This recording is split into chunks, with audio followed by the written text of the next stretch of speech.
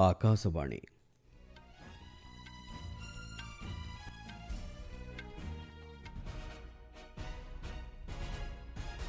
संवाद पढ़ुछंती चंदन घोष।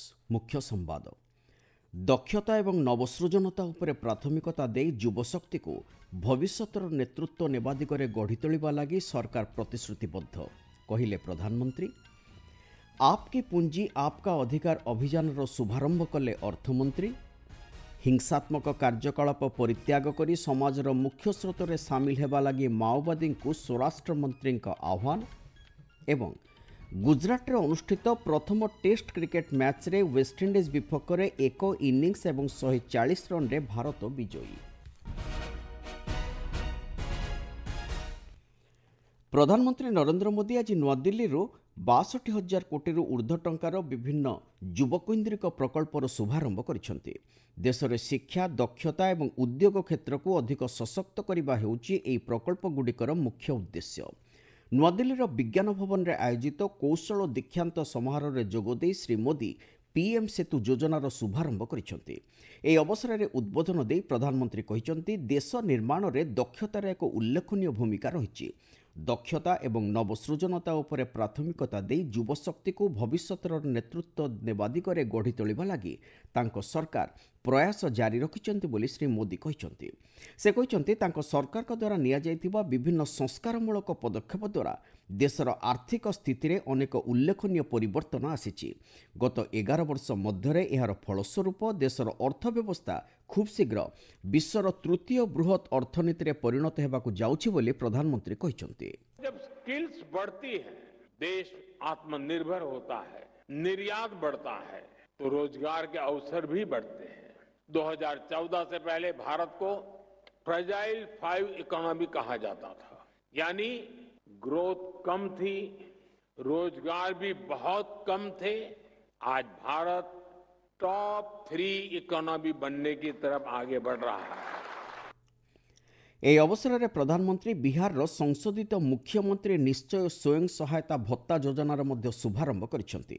एही योजना अधीन रे 5 लाख स्नातक युववर्ग निःशुल्क दक्षता तालीम सहित आगामी 2 वर्ष लगी मासिक 1,000 टंका लेखाएं भत्ता पाइबे। बिहार युववर्ग किभली उपकृत होई परिबे से संपर्क में आलोकपात करी प्रधानमंत्री कहिसेंति। आज बिहार के युवाओं के लिए भी इस मंच से अनेक योजनाओं और परियोजनाएं समर्पित हुई है।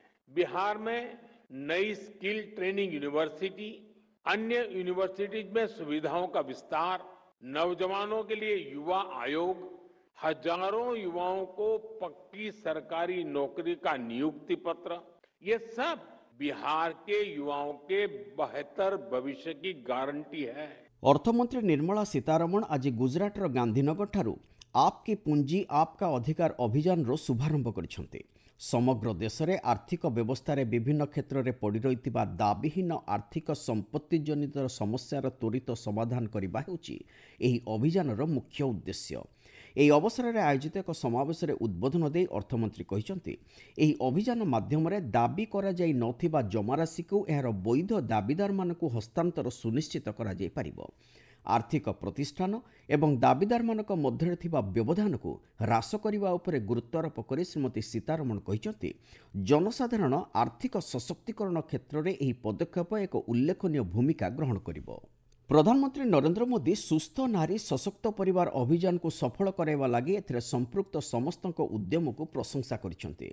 सामाजिक गणमाध्यम रे केंद्र मंत्री जेपी नड्डा एही अभियान संपर्कित एक पोस्ट को आधार करी प्रधानमंत्री यह कहिसेंति। एही अभियान को जन भागीदारी एक ज्वलंत उदाहरण रूपे श्री मोदी अभिहित करने सहित एक सुस्थ एवं सशक्त समाज गठन एवं साधारण जनता जीवनशैली रे उन्नति आनिबा दिगरे एही सामूहिक प्रचेष्टार गुरुत्व उपरे आलोकपात करिसेंति। पूर्वरु देश में सुस्थ नारी सशक्त परिवार अभियान रे 6,50,00,000 महिला स्वास्थ्य परीक्षा होइथिबा केंद्र स्वास्थ्य और परिवार कल्याण मंत्री जेपी नड्डा पूर्वरु सामाजिक गणमाध्यम रे पोस्ट करथिले। एही अभियान एक ऐतिहासिक माइलखुंट अतिक्रम करिछि बोली स्वास्थ्य मंत्री एथिरे उल्लेख करिसेंति। गत मास 17 तारिख आरंभ होइतिबा अभियान गतकाली शेष होइछि। एथिरे देशव्यापी 18 लाख स्वास्थ्य शिविरर आयोजन करा जाइथिला।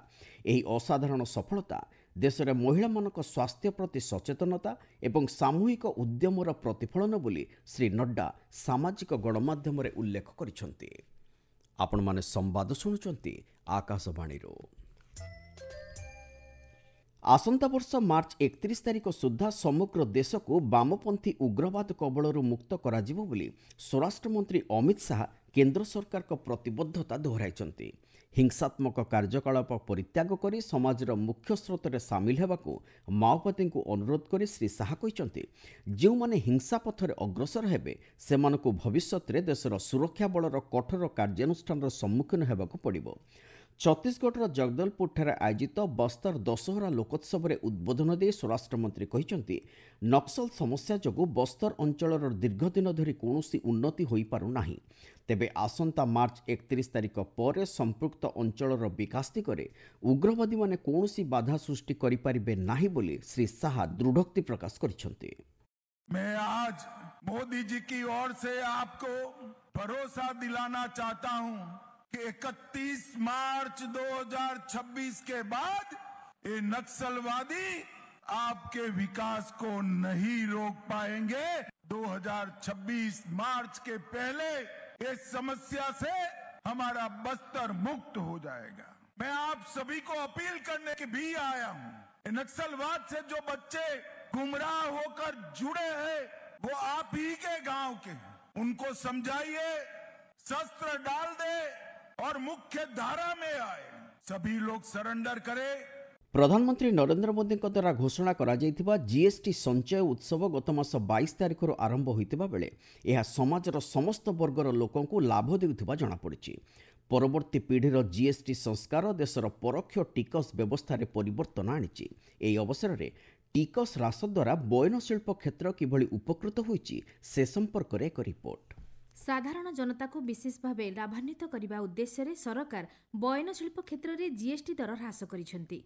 आगामी पीढ़ी जीएसटी संस्कार रे हाथ तियारी तंतु उपर टिकस दर को 18 रु 5% को ह्रास करा जाइछि।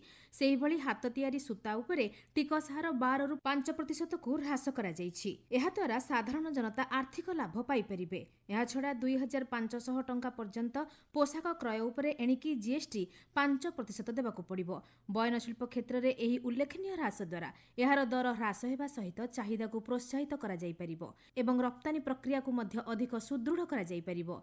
एहा द्वारा भारत को विश्व बयनशिल्प क्षेत्र में एक हब रे परिणत करने स्वप्न साकार होई परिबो। आकाशवाणी कटक संवाद विभाग पाई मु सुचिस्मिता साहू। प्रधानमंत्री नरेंद्र मोदी प्रख्यात स्वाधीनता संग्रामी तिरुपपुर कुमारन एवं सुब्रमण्य शिवଙ୍କ जन्मवार्षिकी अवसर में सेमानक प्रति श्रद्धांजलि ज्ञापन करिसेंति। सामाजिक गणमाध्यम पोस्ट करी श्री मोदी कहिसेंति, तामिलनाडुर एही दुई संग्रामी भारतर स्वाधीनता संग्राम रे सेमानक जीवन उत्सर्ग करथिले। एथिसहित जनसाधारणक मध्य जातीयतावाद भावना जागृत कराइबा दिगरे सेमानकर भूमिका गुरुत्वपूर्ण थिला बोली प्रधानमंत्री कहिसेंति। क्रिकेट गुजरातर अहमदाबाद स्थित नरेंद्र मोदी स्टेडियम रे अनुष्ठित प्रथम टेस्ट क्रिकेट मैच रे वेस्टइंडिज विपक्ष में 1 इनिंग्स और 140 रन रे भारत विजयी होइछि। एथिसहित भारत 2 मैच विशिष्ट एही सीरीज रे 1-0 रे अग्रणी रहिछि। भारत प्रथम इनिंग्स रे 5 विकेट रे 448 रन करी पाली समाप्ति घोषणा करिथिला। ध्रुव जुएल, रविंद्र जाडेजा और केएल राहुल दल पक्षरु शतक हासिल करिसेंति। 286 रन अग्रणी लाभ करी भारत वेस्टइंडिज को 146 रन रे ऑल आउट कर देइथिला। पूर्वर वेस्टइंडिज प्रथम इनिंग्स रे 162 रन रे ऑल आउट होइथिला। आसंता 10 तारिख दिन दिल्लीर अरुण जेटली स्टेडियम ठारे एही सीरीज रो द्वितीय तथा अंतिम मैच खेला जिवो। ऑस्ट्रेलिया रे आगामी 3 मैच विशिष्ट दिनिकिया आंतर्जातिक क्रिकेट सीरीज लगी शुभमन गिल भारतर नूतन अधिनायक भाव नियुक्त होइछन्ति। पूर्वर भारतीय टेस्ट और टी20 फॉर्मेट रे अधिनायकत्व तुलाउथबा शुभमन एणिकी दिनिकिया सीरीज रे मध्य एही दायित्व तुलाइबे बोली बीसीसीआई कहिछि। श्रेयस आयन को उप अधिनायक मनोनीत करा जाइछि। मुख्य संवाद गुड़िक पुणी थरे दक्षता एवं नवसृजनता उपरे प्राथमिकता दे युवशक्ति को भविष्यतर नेतृत्व नेबा दिगरे गढ़ी तोलिबा लागि सरकार प्रतिश्रुतिबद्ध कहिले प्रधानमंत्री। आपकी पूंजी आपका अधिकार अभियान रो शुभारंभ कले अर्थमंत्री। हिंसात्मक कार्यकलाप परित्याग करी समाजर मुख्य स्रोतरे सामिल हेबा लागि माओवादी को स्वराष्ट्र मंत्री आह्वान। एवं गुजरात रे अनुष्ठित प्रथम टेस्ट क्रिकेट मैच रे वेस्टइंडिज विपक्ष में 1 इनिंग्स और 140 रन रे भारत विजयी। संवाद शेष है।